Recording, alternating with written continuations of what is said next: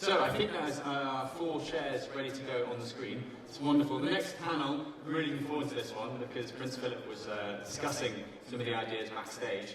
One thing I just want to ask you all, do get involved with the panels if you want to. There is Slido, the app that you can scan the QR code for and ask questions, and the questions appear here for the panelists to talk about on stage. So, is Bitcoin up for adoption? I'm pretty confident it is. Now, I'm going to welcome to the stage Anya, Peter, Philip and Nico to discuss this panel this morning. So please come to the stage and please give them a warm round of applause.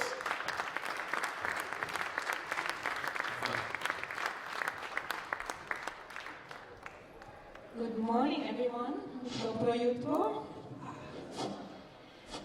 Is Bitcoin up for adoption? It has been up for adoption for about 14 years when Satoshi decided to disappear and hand over the Bitcoin baby to the community.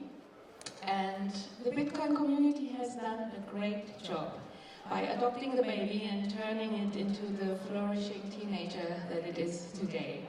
So thank you, all of us. I am really happy to sit here today with 3 experts with a strong background in finance, but all working in different pockets of the Bitcoin universe. So by way of introduction, can you share a few more words about you and tell us how, why and when did you decide to adopt Bitcoin in your own life? So I am a Bitcoin educator. Yesterday I explained all this in my keynote. I teach a Bitcoin course at RIT Croatia in Zagreb, which I invented and pushed for because I believe that adoption goes through education. Without education you cannot adopt Bitcoin because you don't know what you are doing. How I got into Bitcoin, early on I heard about it, ignored it, probably the story of many of you. In 2017, at that boom, I thought, okay, I cannot ignore it any longer, I need to study this. And then I would say I fully adopted it when COVID hit, and I realized, okay, this is either the end of the world or something that is beginning, and so I shifted into Bitcoin fully in my mindset at that time. Thank you. Hello everyone, my name is Prince Philip Karađorđevic. I got into Bitcoin, I bought my first Bitcoin in 2017, but just like Peter, I first heard about it like 2011-12, ignored it like everyone else, and then again, 2020, when COVID hit, I studied more about Bitcoin and realized that it's actually the thing to get into, and I sold all my other crypto and became a Bitcoin maximist. And then a year or 2 later, I went public about my stance on Bitcoin, and next thing I know, I was hired by Samson Mao at Jan 3, where we focus on nation-state adoption and educating leaders, political leaders and people around the world about the benefits of Bitcoin. Good morning everyone, thank you for having me. My name is Nico. I'm a journalist. I've been a financial journalist for 20 years. I've been working for newspapers, very libertarian newspapers even, but you know, not libertarian enough. But I covered Bitcoin starting in 2013, didn't take it seriously. I understood the problems with central bank money, fiat currency, debasement, inflation very soon, but I thought gold was going to be the solution. So I stuck with gold for a very long time. I did cover Bitcoin and crypto in 2016, 2017. I forgot about it again, and just like you said, for me it was honestly 2020 when things finally clicked. So I had to jump over my ego and buy Bitcoin at a price that was way higher than I could have bought it before, but that's the story of many people here and many people in the future, so that's going to be fine. We have to forgive ourselves for that. So today I run a YouTube channel and a Bitcoin podcast. It's called Was Bitcoin bringt. It's the largest Bitcoin podcast in the German-speaking world, which is one of the biggest markets, I would say. People in Germany, Austria, Switzerland are going insane for Bitcoin, which is great. And it's a lot of fun, and from the point of view of a journalist and an educator and a media person, there isn't really a better topic to talk about, because Bitcoin is like a value that is a base, and you can literally talk about anything, politics, philosophy, even sports, starting from Bitcoin. And I see this working, and the community is only growing, and I'm looking forward to insane year 2025. Yeah, thank you. I didn't realize how important COVID was for Bitcoin adoption, but all three of us apparently took that moment of silence to kind of dive a little deeper into something. It wasn't so much the silence with me, I have to say, because as a media person, I was covering the whole thing all the time. Okay. But the fact that it would go to 3,000 and crash with everything, and then like not only Bitcoin but gold and the markets are rallying while the whole world's economy is ground to a halt. That was just amazing. And at that point, I understood that they're never going to stop the printing. It's just every time there is a problem, they're just going to put liquidity into the market, and Bitcoin is the only real answer. Yeah, it was extraordinary financial stimulus that were pumped into the markets post-2020 that really woke me up to thinking what will happen. Yeah, how is this going to finish? Exactly, and obviously study more and you realize that that's going to end up to be inflation, and look where we are today. Yeah. Well, I ignored Bitcoin already in 2013. And I adopted it as my savings technology in 2015. So, but I hear what you're saying about COVID. Beats us all. Yeah. But I have to say 2015 is extremely impressive because at that time there's very few, there's not a lot of information out there. I think that what we do, what you do, even what I do, I don't want to talk about too much, but it is very important for people to get like the right information and the right basis. Absolutely, absolutely. And so we're 16 years in, I think now, but there are still people out there who think, oh, but what do you even use Bitcoin for, and so on. We are all in our Bitcoin bubble. So when we talk about adoption, how do we actually measure that? So how do you each see in your line of work that Bitcoin is indeed being adopted? Shall we start with you, Peter? Measure, I would say, is difficult. You could always go with the number, the exchange rate, of course, that indicates public interest. But in my work, I measure the adoption of Bitcoin with how many of my students talk to me in the hallway asking, when are you teaching your Bitcoin seminar again? Yeah. And it's ever more. And I'm ever more surprised by the questions I get and by the previous knowledge of the students. I often think they're coming into my seminar not knowing anything, but it turns out that many of them have some kind of crypto experience of whatever kind. Some have mined some coins, some have even held and sold Bitcoin or are into Bitcoin or have done a lot of reading. It's amazing, and that is my measure of adoption. And your next milestone will be when they start teaching you about Bitcoin. Yeah, well, sorry, I didn't have an answer for that question yesterday, but I'm looking forward to it. I was thinking about it, by the way, this evening. So I asked him if when was the last time that one of his students actually taught him something about Bitcoin that he didn't know, and you couldn't sleep because of that, right? Yes, but I did think of something. I did think of a student in my accounting class just last week asking me something about a problem, an example that I've been teaching for a long time, and he had the smartest question about it. So I do learn from my students, and that is actually one of the most favorite parts of when you're a teacher, that you have students that ask you a question that actually surprises you. So I'm waiting for that to happen anytime with Bitcoin.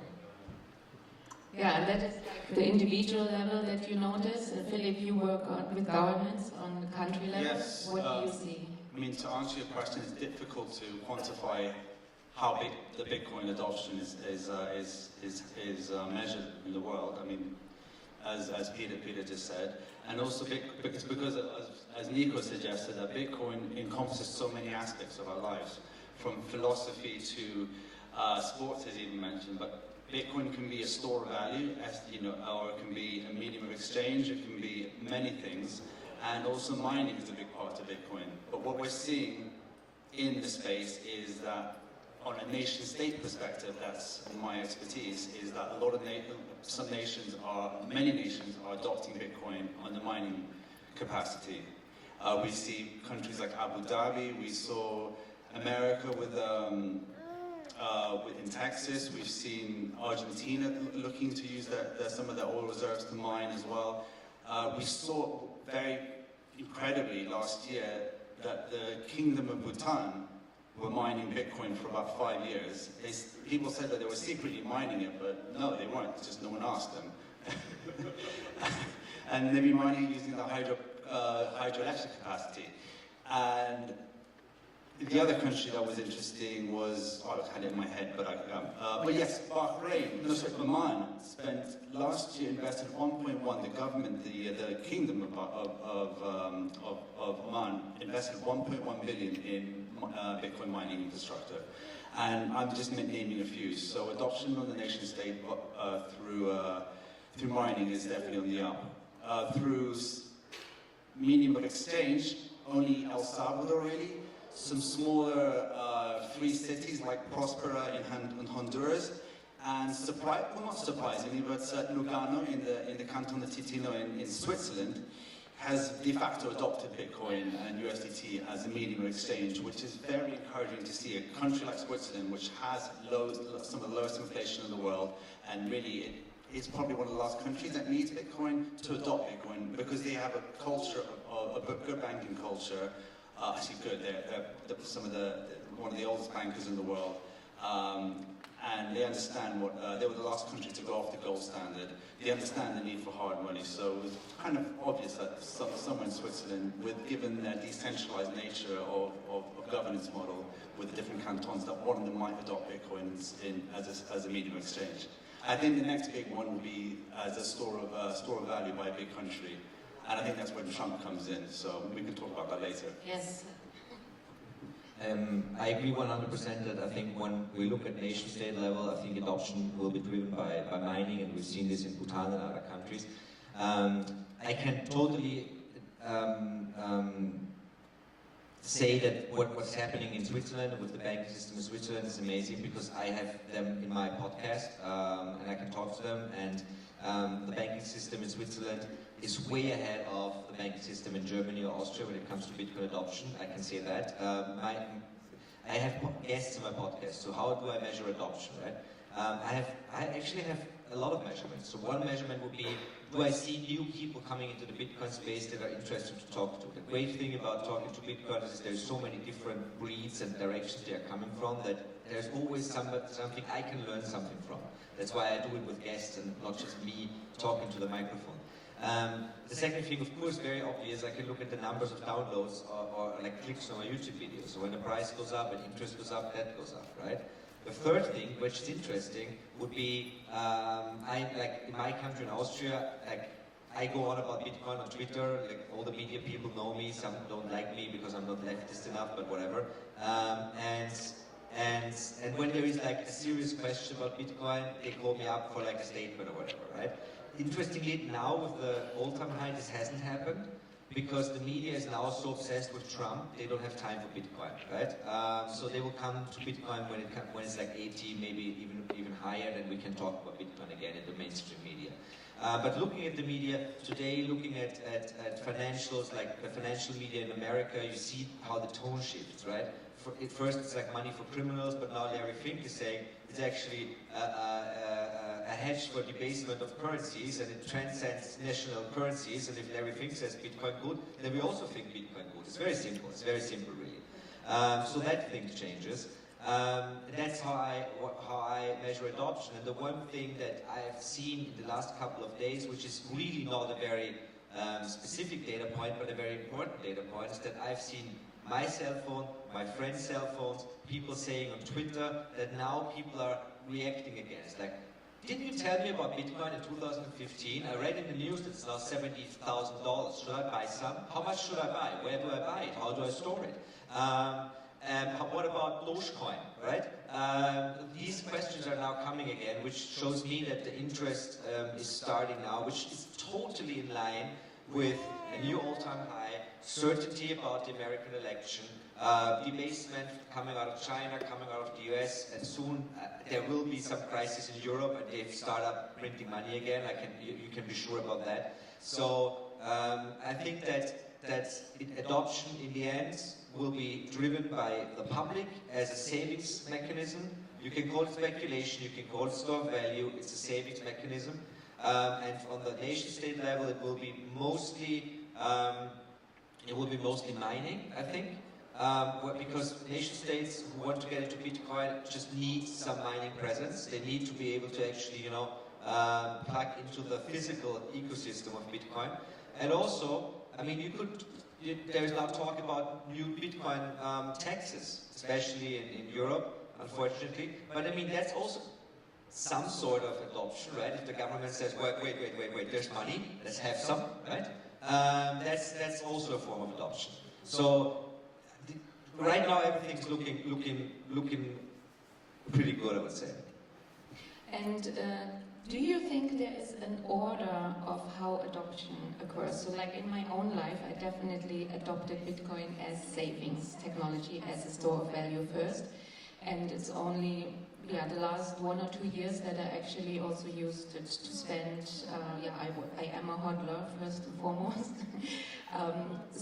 But also the technology with Lightning wallets and so on helped me to actually become a user of Bitcoin. Do you see this in your work as well? Are you definitely with the interest from the students? Nation states, do they start with the treasury or do they start mining? What is the process of adoption? I'm all with you. It's a savings technology, and whenever I have bought something, and this nicely reflects to one of the questions here, what was the last thing the panelists bought with Bitcoin, and how recent was that, and how did it go? So most recently I bought an espresso yesterday for €2.60, and that was okay. But when I buy like Bitcoin equipment, for example, a seed signer, and I spend a significant amount of sats, it hurts me. And I actually have used sats to buy things, but I immediately replaced them with fiat. So essentially I'm still paying in fiat because I don't want to have fewer than before. So in my opinion, I don't see a need for medium of exchange at this point. I'd rather get rid of the fiat. It's the famous meme. I'm in Bitcoin. You're in Bitcoin to get more dollars. I'm in Bitcoin to get fewer dollars. We're not the same. Don't keep more in fiat than you can afford to lose. But we know all the memories, all the memes by memory. You probably also do. At Jan 3, even though one of our focuses is nation states, but we understand that Bitcoin is a bottom-up strategy, it's a grassroots effort, it's decentralization, it's financial sovereignty, individual sovereignty, and it's the way that we can bank the unbanked across the world. This is a technology that's been created for this. So that's why we see a lot of adoption happening with our new wallet, Aqua Wallet, which the next wave of adoption will happen when user experience is improved, and that's what we're trying to focus on Aqua Wallet.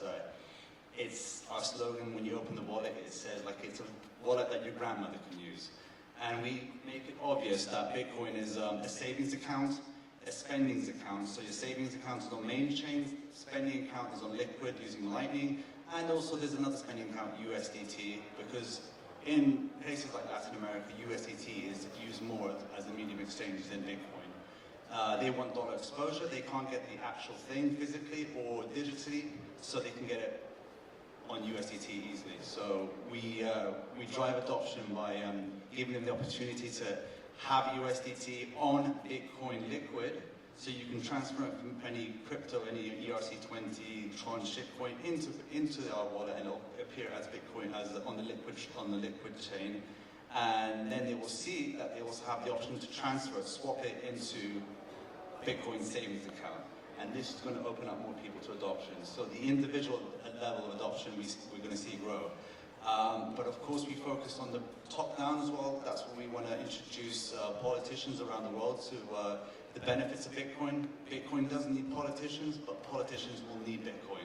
And we try to tell them that Bitcoin can fix a lot of their problems, and they will need it for the future because a lot of their voter base will come from Bitcoin adopters. So that's what we're trying to educate. And one of the main things that we can educate with them is the joys, the benefits of mining, and how that can balance electric grids around the world, how you can actually make money from surplus, stranded, wasted energy, how you can find new sources of energy just by the incentive structure of Bitcoin mining. It's beautiful and it's working. I think money is a savings technology. So money is a store of value. It's a unit of account and a medium of exchange. Those are the three basic functions of money that even mainstream economists agree on, right? So Bitcoin right now is technically all three of them. You can use it to save money. You can use it to calculate in your head how much Bitcoin you're spending if you buy this car, this house, or even this seats item. And you can use it as a unit of transaction on the main chain, but specifically also in Lightning Network and other layer 2 solutions. As a phenomenon, as a global phenomenon, we have to think about, okay, if this is a new form of money, which it is, how does real adoption, this is what we're talking about today, how does real adoption happen? And we don't know. There is no empirical evidence how a new form of money gets into the market. Because the only thing we've ever seen was gold, and this was over thousands of years, and there's no like Twitter threads, right, documenting it in real time. Bitcoin does it very quickly because we are in the age of digital media now. So we know this from Ludwig von Mises, the Austrian economist from the 1920s, in his regression theory. He says that in order for something to be used as money, in order for a good to be used as money, it needs to find value somehow. Like the day before you use something as money, it already needs to have value, right? If you use cigarettes as money in jail, then you do this because you know there's been demand for cigarettes before. If you use gold as money, theoretically, in like 3,000 years ago, you do this because you know the kings and the queens and the priests are using it to make their places more shiny, right? It has some value, okay. So, and Satoshi Nakamoto knew about this. He wrote about this many times. He wrote about this experiment, this thought experiment, that you have a metal that is as scarce as gold, but it's not shiny. You cannot use it for electricity. You cannot use it for anything, basically. But it has one magic property. You can send it over the internet. And then he says, if this thing should catch some value at all, at some place, then it might, snowball from there, right? And he would want to get some. He said cheekily, right? So that's why I think we celebrate Pizza Day on May 22, because that was the first time Bitcoin was used, was given a price, basically. And it's very hard today, sometimes it's hard today to see how this adoption works, but I think, Peter, what you said today illustrates this perfectly. Yes, you can use it as money, as currency even, but it doesn't make a lot of sense as long as we as a global economy don't really know how much it is worth as a store of value. So my prediction would be that for the next at least 10 years, maybe even longer, the store of value function will be the most important function. And this is also what Wall Street is signaling us right now. It's what Michael Saylor is talking about. It's what Larry Fink is talking about. They're all in the camp of wait. Let's use it to protect ourselves against debasement. Even JP Morgan is now talking about the debasement trade, right? Let's use it to protect ourselves from the debasement of currencies, and then we'll see what happens afterwards. Because in order for Bitcoin to ever become real global money and even currency, this has to happen first. Yes, we can use it for all the things, and this is why it's a little murky to see this. And this is why when I go on like talk shows, there's people that say, yeah, but you said it's money, it's a peer-to-peer cash, but you can't use it to buy coffee, the classic coffee example, right? Everybody always wants to buy coffee with Bitcoin. And you did even. It was the last thing I bought. May I follow up? There's another question about that seed signer example. So why did I even use sats if I replaced them right away? There are two reasons. One of them because I wanted to try out the technology, because if you're educating about the technology, you have to obviously have tried it before. And then secondly, I bought it from a website where credit card payments were actually charged an additional supplement. And, well, maybe a third one, it's just a lot easier to snap a QR code than to type in my 16 numbers and then retype them because I made a mistake and then get all the other details right, and then it is refused, and then I have to go through the authentication of the bank, and you get the idea. Just another point, I don't know if you were going to ask about the ETFs. Were you going to get to that? We can. Yeah, just that was a big driver to adoption. We saw when the ETFs in the US were approved in January, a lot more interest came. A lot more people started asking about Bitcoin. That just echoes what was being said today, that it's as a store of value. It's something that it's a way, it's obviously not buying directly Bitcoin, but it's a way of companies and individuals who can't get a direct exposure to Bitcoin can get some exposure. And that is driving adoption to some degree. So as a store of value is definitely one of the biggest drivers right now. We know Bitcoin is, as a white paper first suggested, it's the peer-to-peer electronic cash system, but it's acting like a store of value today because you need to save it, because you want to save it because the price number goes up, and that's what people are attracted to, is the numbers, and that's what's driving the adoption, is everyone wants the Lambo, so even nation states. So. So we see that yes, store of value is going to be one of the biggest drivers. Mining, we've seen already, but I think the next big one is store of value, and we'll see strategic Bitcoin allocations into treasuries. And if one big country does it, like America, hopefully we'll see. I mean, it's good for the adoption. The price will skyrocket, and then it will have the game theoretic knock-on effect, and then other countries will follow suit. Can I disagree with you with one specific thing? Nobody wants a fucking Lambo. Oh, it's the same. It's no. But that's the point. It's like it's this old idea of like the Lambo thing comes from Bitcoiners who got into it in 2012 to buy some weed online, right? And then suddenly they're rich because they forgot about the Bitcoin that they bought, right? And then we have this greed in the crypto markets, because crypto markets are just like the financialization and digitalization of fiat greed in the crypto markets. Like, and then of course, if you buy some shitcoin, you want it to go up, and then you want more fiat to buy a stupid Lambo. But I think if you talk about Bitcoin as a savings technology, the last thing I want to buy is a car. Yeah, but I'm sorry, that's when you first got into Bitcoin, most people, but then after you start learning the values of low time preference. Yeah, like the 18-year-olds want the Lambo. My car is 20 years old and I don't intend to replace it. Yeah, because you don't want one of those modern cars to tell you what to do. Exactly. Yeah. It's already modern enough. I mean, there's enough electricity. But there's like two questions here that are interesting. It's like, what will happen if Bitcoin, if a crisis happens? And then the next question is, what do you think a World War III would affect Bitcoin? Well, like we know. Like, it will probably not be net positive. I don't know what to say, but with the crisis, I think if crisis is something that has to do with a financial crisis, and in the end, every crisis is also a financial crisis, like we've seen with COVID, it's actually pretty simple. They're just the money print is gonna go brr, and every person here, It'll be positive for Bitcoin. of course, it will be positive for Bitcoin. And then people crossing borders will be able to actually cross borders with wealth in their head, essentially, without having stuff, gold bars up their crevices to cross borders.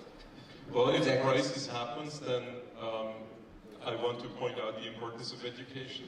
If you have understood how money works, then you will actually be able to derive in your own head what will work. The debt-based fiat system will collapse entirely. If you were at my lecture yesterday, you saw, calling it lecture, I'm sorry, it's professional deformation. At my presentation yesterday, you saw the meme of Atlas holding the world, and that was the fiat system being debt-based, and that Atlas will lose the world. And that will be, I believe, the logical consequence of the crisis. And what will not be affected is the functionality of Bitcoin. We can also understand that if we understand the Bitcoin technology, and that is the answer to your question. Yeah, and that debasement and inflation is also what's driving the need for a better store of value. So we cannot ignore the big news of this week, the US announcing the plans for a strategic Bitcoin reserve. Philip, do you want to share a little bit about that, and maybe also explain for those who don't understand all the financial jargon, what is a a Bitcoin strategic reserve, and how do you see it snowballing? It can be a lot of things, but to explain it very simply, it's allocating some of your treasuries what would have been allocated in a hard asset like gold. You would actually hold Bitcoin, and depending on your conviction on Bitcoin, you could hold 1% of your treasury to 100%. Obviously, the goal is to try and get to 100%. That is from a nation state, sovereign, a nation state, all the way to the individual. In my position, I mean, I think I'm 100% into Bitcoin, and that's because I see it as the best savings technology that will ever be created, and I think that's what nation states eventually will come to see, that it's something that can't be, Bitcoin is something that they can actually truly hold themselves and can't be confiscated, and another country, through being more powerful and mighty, can't take it away from them. So when they understand that, I think there will be a knock-on effect, and it's a strategic. We say it's strategic because it's a long play, and as you know, Bitcoin will gain value over time, and the country will hopefully start to DCA into Bitcoin, just like El Salvador is doing, and build up its position slowly. It lowers its time preferences, thinks more about the future, and it will slowly over time have more reserves, so it can tax its people less. It will have better effects through the economy. Individuals will learn about Bitcoin. They will become safer investors. They will then be able to think more about the futures, have families, invest in themselves and their families, in their communities, and that's how civilization is born again. So it's a beautiful knock-on effect. Yeah, and you were both mentioning the game theoretic effect earlier. Do you think other countries will be forced to respond now? When you look at what Trump said in Nashville, and I think it's important to just, forget all your emotions about the person and the whole debate about Trump, right? There's the next president of the United States, and he has some plans, right? That is facts. Everything else is just your opinion and your emotions. Get rid of it. And he is, I think it's no question that what he announced is positive for Bitcoin adoption, because it's the most, the US is still the leader in the world, biggest military, biggest capital markets, most important capital markets, and it's also no surprise because this came after BlackRock pivoted on Bitcoin, right? So everything is downstream from BlackRock, not even downstream from Trump, let's be real, okay? But when Trump talked about Bitcoin in Nashville, what did the price do? It did nothing. When now Trump is elected, yes, the price is going to an all-time high, but in my opinion, it's not pricing in the Americans buying a million Bitcoin in 4 weeks, right? So the market is telling me, yes, it's positive for Bitcoin, but the whole strategic reserve thing is still super murky. I'll believe it when it happens, in any way, and honestly, I mean, Prince Philip will be able to talk about this maybe even more, but when it comes to reserves, currency, like reserves of countries, gold or Bitcoin, things are always a little bit murky, right? We don't really know how much gold do the Americans have, and we don't even know who owns it. Is it the Fed? Is it the Treasury? The Europeans have more gold than anybody else, but what happens if the real crisis hits? Is it the gold that goes into the Euro system, or is it gold that the countries will just keep for themselves, right? Honestly, we do not know how the Bitcoin of El Salvador are stored, on what account. When you ask them on what balance sheet these Bitcoins are, they just leave the room, right? So things are still super murky when it comes to Bitcoin reserve adoption by governments. But, and this is what I'll end with because I think it's extremely important, Trump also talked about making America the country with the most abundant, cheap energy. Right? He talked about, you'll have so much energy, you'll say, please, Mr. President, don't give us more energy, right? And how do you do this? You get in the Bitcoin miners, right? Because then you have somebody to export the energy to. That's also the same thing as Bhutan does. This is why Bhutan is doing this. So Bitcoin is there, like Michael Saylor said, if you need it. Bhutan needs it. I think the Americans realize that they can get an edge and an advantage. And I do have my personal conspiracy theory. I only believe in my personal conspiracy theories because I came up with them. So I do have this idea that there's one guy in the State Department who has one job only, to call Brussels So if the Americans do something smart about Bitcoin, he tells the EU to do something really, really stupid about Bitcoin to like further the gap, right? And this is playing out as we speak. And Philip, I'm waiting for the next country to announce Bitcoin as legal tender, but that's not the only sign of adoption, of course. Do you think strategic reserves will be the first thing? It's a difficult question to answer. Yeah, I think legal tender. It's about better regulation, it's better education, and understanding the difference between making governments understand, educating the difference between Bitcoin and the rest of crypto. And I think that is what's going to drive medium of exchange adoption. Strategic reserves, store of value, that will just be another form of education. Countries wanting to boost their own reserves and seeing that that Bitcoin is an insurance policy against the fiat world collapsing. So if you think of it collapsing, there's a 1% of it collapse. Allocate 1% of your reserves in Bitcoin. If you see it 50%, it's pretty simple, but obviously we tell them to allocate more. So next country that will adopt legal tender, we don't know yet. I think El Salvador was definitely an outlier, but with the next coming with the bull market in full effect now, next year, you can never rule out another country adopting as medium exchange, but I do think store of value will be the next one that's going to happen, and in mining we're seeing constantly all the time. And one other thing to say is that thanks to mining, the way that people are picking up on the idea of mining, driving adoption is because civilization progresses not by cutting back on energy use, it progresses through the use of energy. And if you tell people don't stop using energy and we start counting carbon, taxing people in carbon, that's just going to hold us back. So Bitcoin allows us to find better forms of energy, or more efficient forms of way of using our energy, and it's going to make civilization progress further. So that's why we teach people about Bitcoin mining as well, as another way of adoption. We're running out of time, but I was also really interested in the biggest objections that you're facing. Is that the energy issue, or what is your number one thing of education that you have to do with countries? That's another tough one. It depends on the individual. When we try to talk to Bitcoin, to a president or a politician, if you go directly to them, they're going to say, no, we don't want to speak to you. It actually comes from people like the people here in the audience. It comes from them making connections. It's the bottom up that works. They come to us saying, hey, we've identified a certain politician, minister, president that's interested to talk about Bitcoin. Can you help us? We're like, sure, of course. We create a Telegram group. We start a conversation, and the next thing we might get a meeting. And thanks to that, we've got meetings with the president of Colombia, Suriname, with Madeira. Well, yeah, Madeira is one that people know about.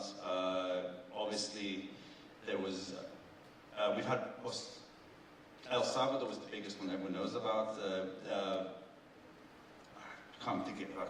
Indonesia, that's it, Indonesia, Montenegro, and some other countries met some ministers. So people, high-level politicians are wanting to speak about it right now. I think it's very important because we both talked a little bit about, and we talked about crisis and World War III, and we talked about what would happen if fiat money collapses, right? It is collapsing. It's not an event, it's a process. We have been waiting for the event for many, many years, but the event will never come because the inflation and printing of money is how fiat money collapses. And this is it. If any crisis happens, the Europeans just forget about all the rules that they had once for the euro and come up with some fancy acronym to print money, the pandemic purchasing program, the emergency purchase, whatever, right? It is collapsing right now. It will keep on collapsing for years. It's an event. It's not an event, it's a progress, and we have to be able to see that. It's not like we wake up one day and the fiat money system is gone and the equity-based Bitcoin system is here. We are the equity-based Bitcoin system. We are slowly growing while the fiat money is slowly dying, and that's actually the best transition we can hope for. And I think that there is an event, and the event will be when people will reject fiat. Repudiation is the term we use.